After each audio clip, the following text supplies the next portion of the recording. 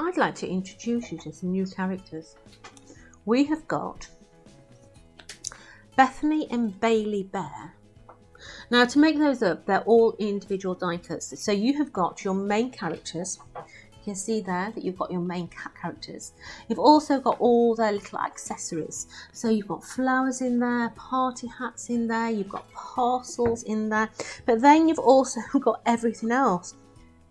Bailey needs a bow tie. Absolutely beautiful. You can really give these little characters personality.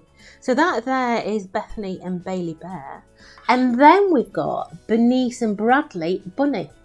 And aren't they beautiful? You've got your sentiments in there, but you've also got all those individual components in there, from the banners to the bunnies, to their clothes, to their bow ties, to their ties, to build up all those amazing little characters. Now, I personally think these are going to be absolutely gorgeous for all your baby cards. I mean, just look at those. They're so, so sweet.